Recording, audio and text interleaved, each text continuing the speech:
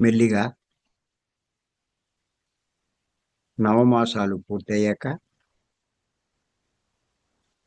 తల్లి గర్భంలోంచి బయటికి రావడం జరుగుతుంది.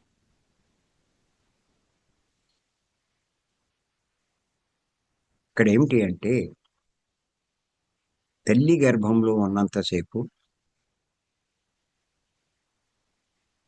మన లక్ష్యం మనకి తెలుస్తుంది. అన్నీ గుర్తుంటాయి. కానీ ఎప్పుడైతే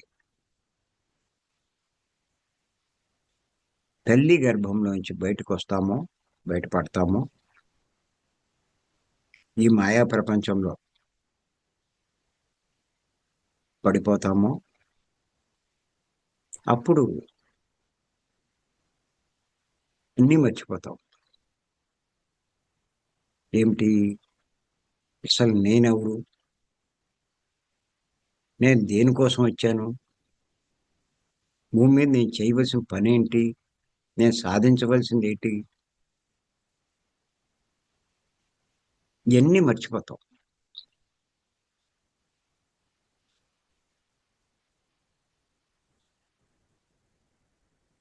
ఇయన్నీ మర్చిపోయి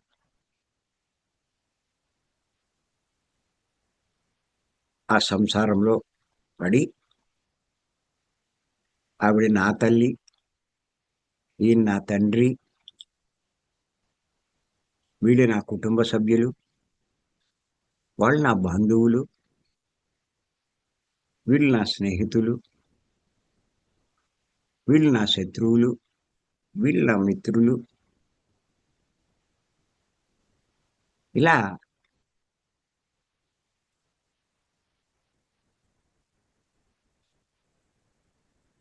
అనుకుంటూ ఉంటాం.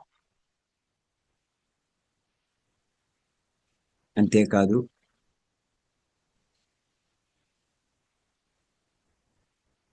ఇంకా ఎదిగే కొద్దీ ఇంకా ఎన్నో తెలుస్తాయి.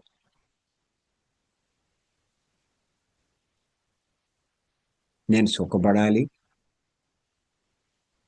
నేను సుఖపడాలి అంటే బాగా సంపాదించుకోవాలి. దాన్ని బాగా చదువుకోవాలి.